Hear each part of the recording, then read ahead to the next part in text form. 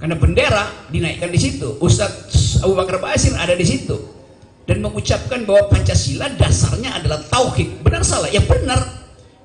Lalu apalagi stigma yang akan diberikan pada Muslim kalau sarang terorisnya sendiri menaikkan bendera merah putih, sementara 2 kilo dari situ di Sriwedari bendera merah putih justru gagal dinaikkan. Kan kontrasnya begitu. Lalu kita bicara apa ini tanda-tanda alam? Sangat mungkin karena susah menerangkan maka alam kasih pertanda. Jadi yang mana yang NKRI gitu? Mengapa masyarakat abai? Karena yang dia lakukan dianggap juga tidak ada reward dari pemerintah, yaitu lambannya urusan social safety net. Karena itu masyarakat panik, tapi dia sekaligus abai. Nah, untuk dia tidak abai, kepanikan dia itu harus dilayani oleh kapasitas pemerintah. Yaitu ucapkan sesuatu yang betul-betul bisa diwujudkan. Sampai sekarang misalnya saya belum melihat bahwa di daerah yang terpencil tersedia yang disebut masker segala macam. Jadi sekali lagi buat Inas tadi, yang penting adalah kalau kita mau PSBB maka jangan takut bangkrut negara. Itu gampang ini. Kalau masih mendua PSBB juga tapi takut ekonomi bangkrut, ya dua-duanya akhirnya COVID-nya jalan terus, ekonomi tetap bangkrut juga kan itu. Jadi kerjasama dalam pengertian itu. Pemerintah dengarkan apa yang diperlukan rakyat, rakyat pasti akan tidak abai dengan apa yang diinginkan pemerintah, yaitu jaga jarak. Problem Sambo itu kemudian harus dinaikkan suhunya ke arah politik, karena memang ini tahun politik, jadi semua orang juga merasa ya oke, sekaligus aja tuh. Coba kita lepaskan dulu beban itu tuh. Jadi beban pertama tentu ada para Kapolri untuk memperlihatkan keseriusan mengawasi dan mempercepat proses persidangan nanti itu. Kalau itu bisa dilakukan, maka orang akan anggap oke, soal-soal yang sifatnya politis mungkin tidak lagi dipercakapkan. Tetapi kalau Pak Sigit masih kelihatannya lamban dan masih berupaya untuk cari, kan terasa ada upaya untuk cari win-win solution gitu, dalam tanda petik itu. Dan itu yang menyebabkan orang juga agak jengkel gitu kan. Di depan mata semua udah terjadi, tapi kemudian kok melambat akhirnya tuh. Dan itu mungkin efek karena dipuji-puji oleh Komisi 3 sendiri, oleh DPR kan. Tapi tidak semua orang di DPR itu semacam Benny Harman kan, itu Partai Demokrat yang beroposisi tuh pada kekuasaan. Dan isu ini kan bukan sekedar isu yang baru diucapkan oleh Benny Harman itu. Ini isu dari awal juga orang udah kaitkan itu. Siapa yang bikin itu? Ya tentu musuh-musuhnya Sambo yang bikin itu kan, untuk bikin fabrikasi itu. Tetapi memang faktanya tanpa ada fabrikasi pun orang lihat kecenderungan kepolisian pada pemilu yang lalu untuk berpihak pada kubu Presiden Jokowi. Di Metro TV saya mendengar kalimat Presiden ketika menerangkan asbabun nuzul dari Perpu ini. Verbatimnya saya kutipkan. Perpu dimaksudkan terhadap mereka yang menyalahgunakan kebebasan yang telah diberikan. Saya headline itu ya, kebebasan yang telah diberikan. Saya mau terangkan bahwa ucapan Presiden itu akan berakibat panjang pada sistem konstitusi kita. Dia menyebut kebebasan yang telah diberikan oleh siapa? Ya oleh pemerintah, karena yang mengucapkan adalah pemerintah. Loh, kebebasan itu tidak pernah diberikan. Itu adalah berdasarkan pada natural rights. Bahkan konstitusi tidak memberikan kebebasan.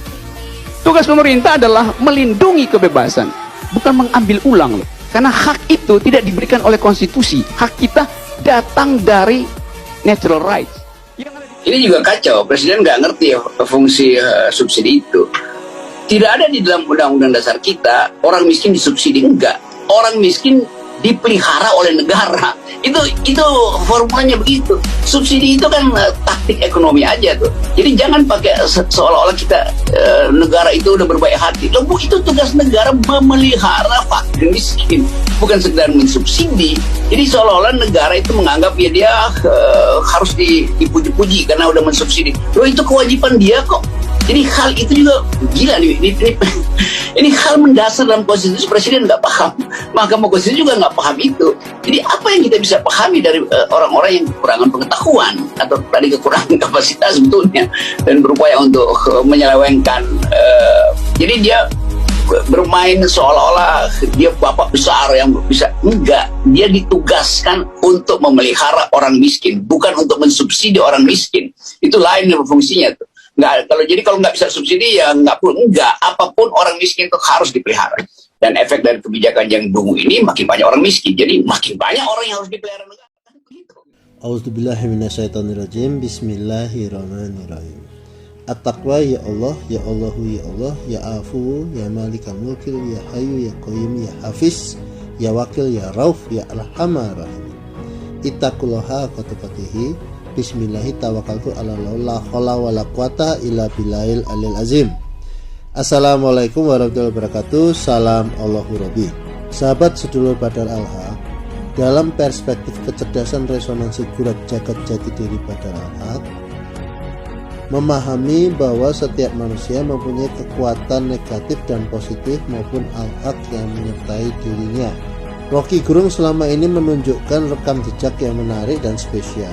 Bahkan beliau ini bisa disebut filosof besar masa kini di Indonesia. Kekuatan apa yang mempengaruhi beliau sehingga kecenderungan mempunyai kepiawaian yang luas seperti itu? Ada dua kekuatan golongan Highlander positif yang menyertai dan mempengaruhi dirinya.